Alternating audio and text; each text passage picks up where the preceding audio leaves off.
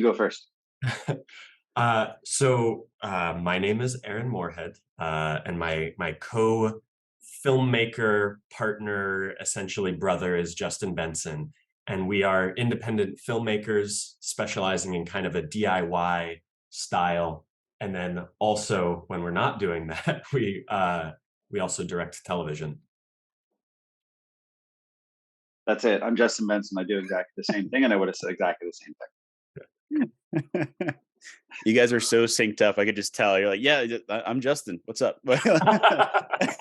I will say before we dive into it, like one, thank you guys for coming on to the show. I know you're really busy with the release of Something in the Dirt, but also to say that I'm a huge fan of all of your work, especially Spring.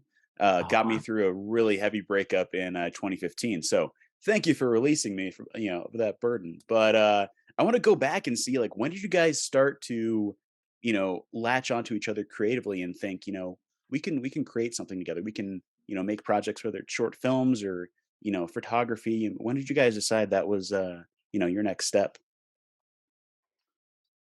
See, it was roughly about 2009. Um, I was on like the year gap before medical school started.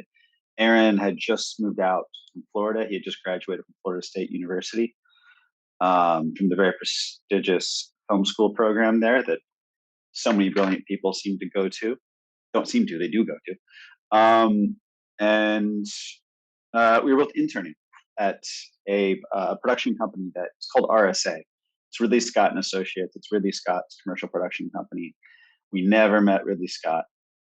We might have seen him once or twice, like walk through the lobby. We sat in the lobby at a table. We got people their lunches. We got them their coffee. We did uh, pick up some deliveries and struck up a conversation with each other sitting at the little intern table and just talked about Stephen King books and stuff like that. And then I think we were both thinking that we would perhaps direct commercials. I was kind of going to throw a Hail Mary and make a reel of commercial spec ads to see if that could be a potential thing that I would do instead of medical school. And I think Aaron just saw it as it's same kind of the same way. I was like, oh, foot in the door, becoming a director. We both learned pretty quickly that you don't really get your foot in the door directing so much anymore, at least in 2009, by directing commercials. It's extraordinarily hard to break into. But we made all of these like spec ad commercials and collaborated with each other on them. Made some short films, stuff like that, and then saved up some money from night jobs, bartending and bussing tables and whatever, to go make a feature film that we knew if we combined our talents and resources and skills, we could probably get it done for that amount of money in our bank accounts. And that movie was Resolution. We made that movie. Somehow it got into Tribeca Film Festival. Total, just huge stroke of luck. Extremely lucky. And then we've been able to kind of carve our way into this career ever since 2009.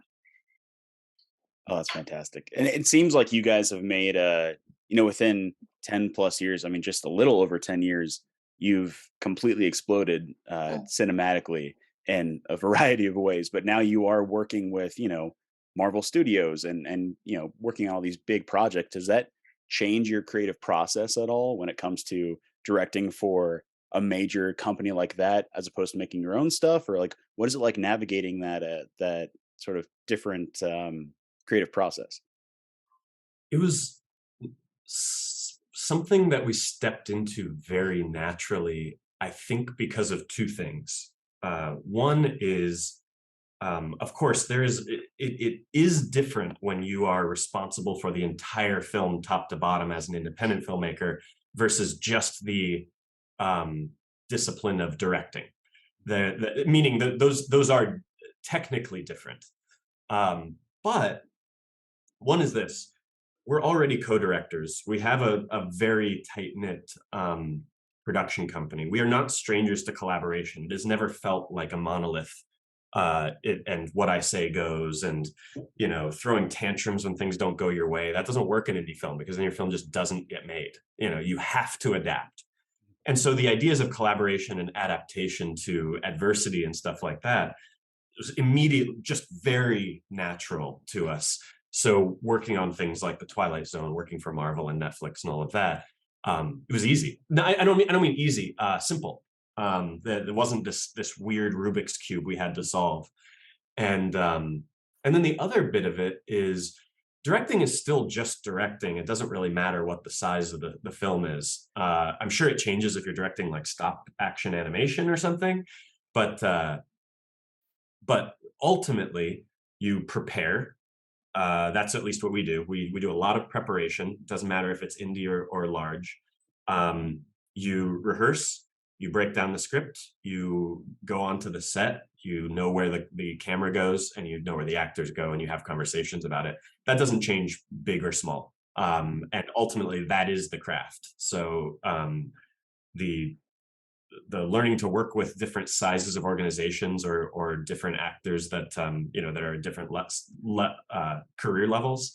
It's just the same thing as working with different people, what you do on indie films. So Yeah, and given your history of work, it seems like you guys have, and I could be wrong, but it seems like you have a very distinctive sort of way of outlining, producing, and creating your films. I mean, what is a day in the life like for you guys to say developing something in the dirt when we are in lockdown and you are looking at locations and you're kind of going through ideas? What was that process like? Were you just trading Google Docs? Were you sneaking to the other person's apartment and coming up with stuff on a like a dry erase board? What was that like for you? Good question. There, the general workflow that we typically do from movie to movie, it's something like this. There's one more step. That's step one in the case of something in the dirt that I guess I'll just end with. I'll go kind of in reverse. Usually what happens is we come up with a concept for a movie, just the general idea, the general premise. And then we'll just brainstorm together, typically in my dining room. Actually, it's the window that John and Levi sit at in Something in the Dirt. It's usually that little area. And we'll just sit there and brainstorm, and then we'll shoot a Google Doc back and forth for several months. And then we'll go to script phase, write the script, and then go into 6 weeks to 2 months of rehearsal with that script. And that'll be just dialing in what the performances will be when we get into set, and also refining the script for the performer playing that character. And that rehearsal process is probably the biggest part for us. It's one of the most, that is probably the most important part for us.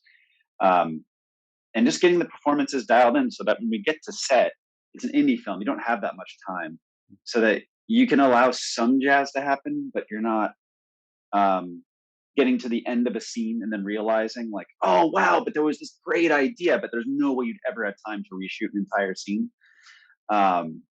And also the performances seem to really benefit from that.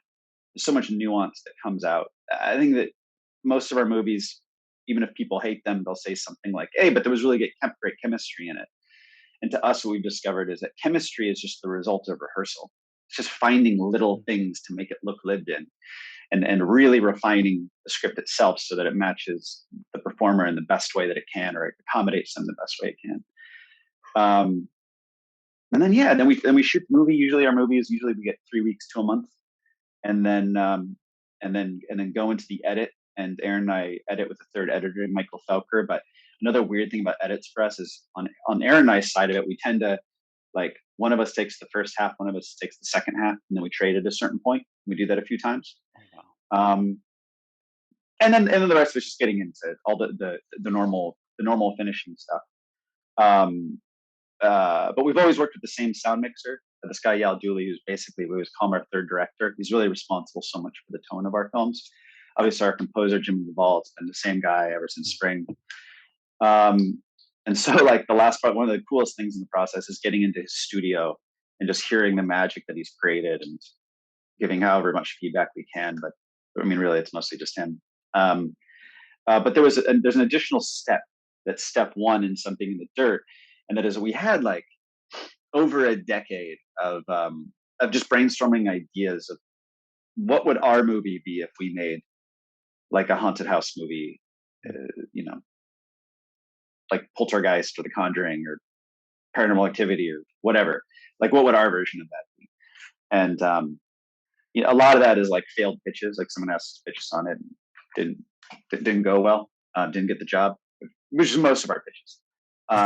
But but yeah, but yeah. So there was an additional step of like over a decade of brainstorming for something in the dirt. And you know what? This is something that I love asking, writers and directors, especially those who collaborate with each other on a consistent basis. As a writer and screenwriter, or as a writer and actor myself, I love collaboration, but there are points where you do have to take a step back when somebody has like a better note, or it's all about finding the proper way of telling the story, right? So how do you guys navigate when one of you disagrees with an idea or a shot or a scene? Is it a matter of like Rochambeau, or do you look at it as a whole and go, okay, maybe this is better for the property, or maybe it's not better for the property? I think it's become very natural to us over the last few years, so it's hard to break down exactly what it is.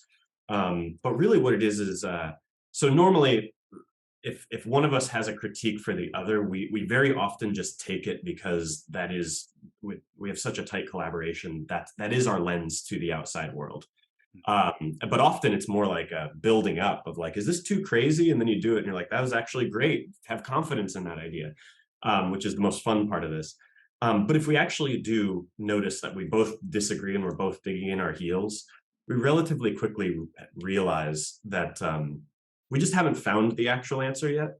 And it's never is it somewhere in the middle. It's always a third path that we weren't seeing. I couldn't name a single time where we just met right in the middle. It's because compromise is just not a really good way to make art. But collaboration to find the best answer is. I couldn't tell you that would work with every two people you put together, but it works really well with us. So. It seems like it, honestly. I love asking that question because a lot of people, especially if they're writers, they're not sure if they want to work with somebody else. They're afraid of their work being torn apart, or they're really sensitive about it. So it's always good to have that other person with you that you trust to say, yeah, let's just, let's either sit on it, let's talk about it over a cup of coffee or beers or something. But I am really intrigued to ask you guys this question, but what do you guys do to sort of separate yourself from your art? I mean, you're constantly thinking about editing, sound, shot lists. If you're prepping for the next project, you're writing, you're outlining, you're storyboarding. What do you like to do outside of filmmaking? I mean, what are your go-to hobbies? Good question. No one's ever asked us that before.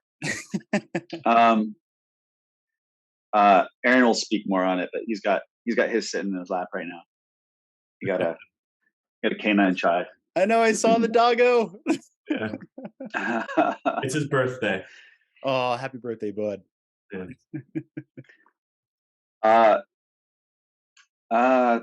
Gosh, I'm having the most boring answers. Something I've genuinely always tried to do is that I would recommend to any artist or anyone in any field, and it's like, it's gonna be like, yeah, of course. It's like a certain level, maintaining a certain level of fitness, like finding 30 minutes to an hour a day to just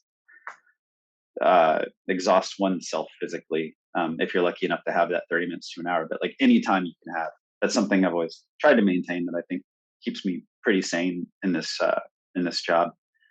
But then also just trying to find enough time to devote oneself to loved ones, friendships, family, romantic relationships, all those things.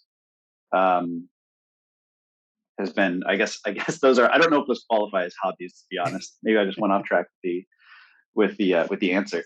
We just came off of a little over 2 years where it kind of felt impossible to do almost anything except work. And it wasn't intentional. It was just because we started something in the dirt, and then we started getting jobs very unexpectedly in the industry at large.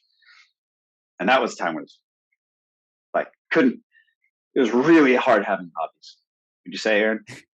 Yeah. It was funny because we were working on these jobs, and a lot of the people that were on the job were like, they would grind on the work, meaning they would go home and think about the work and work on the work, and then wake up and work on the work, and And I realized actually pretty recently that that just does not work for me, or at least doesn't anymore, where the work, because the problem is the quality of the work goes down. You can maybe get more done, but it goes down. So I would find ways to very actively detach my mind, um, doing things like what Justin's talking about, going to the gym and you know, spending time with my loved ones and my dog, and but also even just like trying to read more, video games, stuff like just anything that would deliberately pull my mind away. I would let my mind go instead of like thinking about the art and craft, because I think it's kind of like when people, the way that people describe when they take Adderall, where they say like, oh, I get a lot done, but it's not like good work, it just is work. It's like an Excel spreadsheet rather than the creative aspect of it. And I don't know if that's an actual experience, that's just how I hear, but that's the that's how it is for me if I just keep going and going and going. So I find anything to distract myself during production, especially during production when we're just grinding 14 hours a day. I just don't want to give the production the rest of those hours. Well, and speaking on that, everyone has varying levels of days and sort of like this lucidity when it comes to working past 14 hours. And this is something that constantly comes up on this podcast. But I was wondering if you guys had a story that you could share with our listeners that we would call like a party story. So my version of that is getting my chin broken open on a Taylor Sheridan set, my first movie set, and having to work through that and act like, no, man, it's cool, I got it, don't worry about it, and being in agonizing pain the entire day. But essentially, this is a story where something may have happened on a set, something may have happened in your personal life, but it's something that stands out so immensely in your memory that you could easily recant it among friends at a party. Do you have something, anything crazy like that in your arsenal? I used to work. I mean, I've been a production assistant on music videos that turned into literally, I think, like a 20-hour day. I've had a couple of those.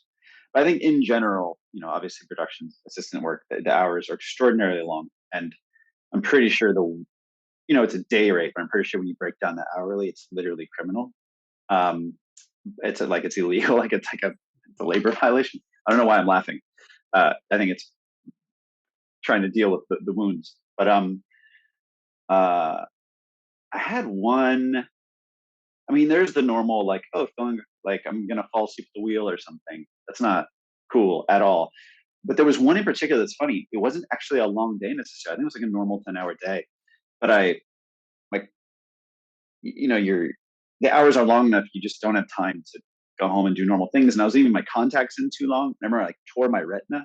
I remember like going through the day with my eye just like bright red, looking like it's bleeding, and just like, I'm all good, I'm fine, and then like going to the doctor that night, like, oh, you left your contacts in too long, so you tore it, dried out, and you tore your retina. Yeah.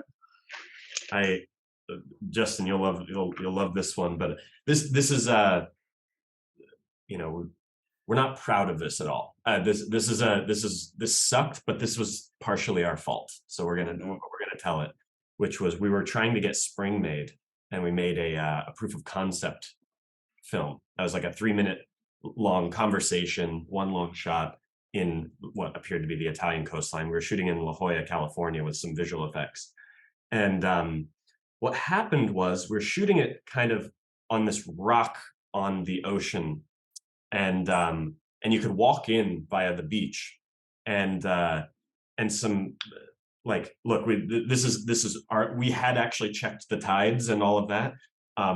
Some people that were working with us were late, and we didn't have the shot yet, and so we pushed it a little bit too late, and that was our own fault. But we otherwise wouldn't have gotten the scene at all, and it would have been a huge waste of money that we didn't have, because it was out of our bank accounts. But that's the reasoning, but not a justification. We should have just called it. And the tide came up and actually stranded us on that rock as the sun was going down. There's no light, and it is not a moonless night. And so we knew we had to go off the rock the other direction with the whole cast and crew and all of our gear in one trip. So we couldn't make a second trip for the gear. And so with, a car battery that was our power source, and the red camera and a steady cam and all of that, and just like a dozen of people who did not sign up for this, we had to go the other way off of the rock, which was like a quarter mile down a beach and then a quarter mile up like the steepest incline goat trail fire path I'd ever seen. And we all made it off. Luckily, the only casualty was I broke my toe because I had worn sandals thinking we were just shooting on the beach. And then we had to walk through some rocks and carry the gear, and I just smashed it. And I had to be up at 6 a.m. the next morning to shoot a music video. And I did that with a broken toe, and that was a very good lesson. Yeah, but I would like to publicly apologize to anyone that was on that shoot. That really sucked for everyone, and you guys in particular. We at least got something out of it, you know.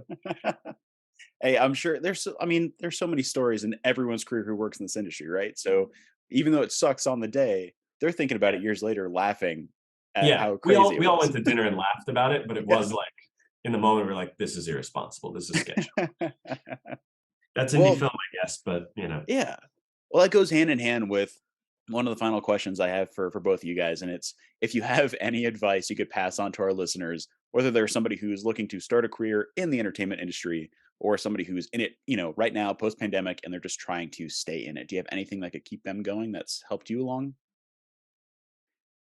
Yeah. Um, These are really there's some really good news that Aaron and I and David and other people we work with all got to discover together. Is that luckily, at least for us, we've never been able to like just meet someone and that's where an opportunity came from. Looking to someone else, looking above you, looking to what you think is like a big producer or something to bring you opportunities or to open any doors for you. Or to like Those shoot your doors movie. never.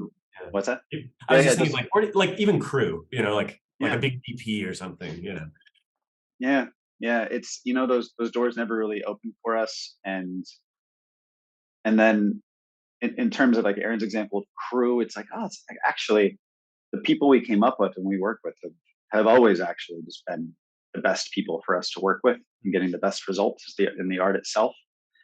Um, but yeah, just being like, if you just keep working at it, you just keep doing what's in your heart, expressing yourself in that way, making that art, everything's always seemed to work out for us. Um, and that even when things have come along in the industry at large, that were opportunities of us getting hired to do something for an enterprise that isn't Rustic Films, our company. That thing, I couldn't even tell you how we got that job or why we got that job, really specifically.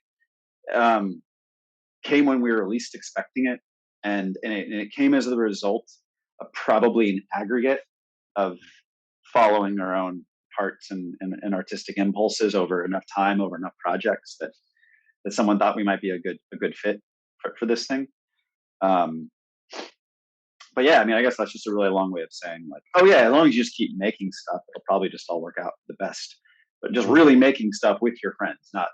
not trying to meet people to make stuff. Yeah. And I had a very recent experience. It was last weekend, where just by total wonderful coincidence, within 24 hours, I went to the theater to watch RRR. And then the next morning, I just happened to finish I had a lengthy listen session and finished my audiobook of The Disaster Artist, which is actually written by and read by Greg Sestero, who was in the room, Tommy Wiseau. And then as I finished reading that, I went to go see The Fabelmans. So I just within 24 hours just happened to have like a movie time, like, and I will tell you, I learned something different from each one of them. And I left that weekend, like just my heart bursting, loving making movies. RRR is this movie that was made in a regional dialect in India, that it was never expected to escape that region. And here we were, people were losing their minds in the theater, not at home on Netflix. Like they got together in a movie theater and lost their minds collectively for the movie version of watching the Beatles concert. Like they were just, and it like that is a magic that does not happen in the living room. And like that is like the collective exhibition of cinema is so important and cool and like makes you love it. So I would be like, oh, seek that out. And then same thing with the disaster artist, where it's like, oh, there's this guy with a crazy dream, and he's a bit of a dick, and he's also, and he made what is called one of the worst films of all time, and yet he's so incorrigible about making his dream happen that you can't help but love him. And that made me fall in love with movies. It was like, it doesn't matter if it's bad, you just have to love doing it. Like the doing of it is what matters. And then of course, I see the Fablemans, and I feel like a lot of filmmakers will, especially of our age, will be like, oh, there's bits and pieces of our own childhood in there. I didn't have the family drama, but the idea of making a World War II film without enough extras, I've totally done that, like exactly that. And I think that there's a lot of resonance for the love of the art. And I guess what I mean is, normally I turn my nose up at movies about movie making, and yet we just made one with something in the dirt. And I think like seeking those out when you're at a low moment actually really helps. Oh, both wonderful pieces of advice. And now it makes me want to go see the Fablemans, because I wasn't sure at first. I wasn't sure either, and now I'm so sure. Well, as we're wrapping up here, guys, I want to say thank you so much for your time. Huge fan of your work. I can't wait to see what else you guys do next. Hopefully audition for you, work with you at some point in the future. But I want to wrap this episode up with what we call an awkward goodbye, which references Wayne's World. I'm not sure if you guys have ever seen that film. No. No? I Oh, oh, it's heartbreaking. It's so No, it heartbreaking. means I have something ahead of me. That's good. We'll get past it. We'll get past it. Well, essentially, there's a scene where a corporation takes over what we would call, a modern day podcast radio show, but it's set in the 90s. So one of the characters leaves, and the other main character is left to fend for themselves, just emitting this awkward, mumbly, whatchamacallit, as they're looking straight into the camera. So I'm going to count down from 5, or no, let's do 3. Count down from 3. When I point to you, just give me your best verbal awkward goodbye, and we will bid adieu from there. Does that sound good? Nice and awkward? Yeah. All right, fellas. Okay, here we go. In 3. Hey, see ya. See you.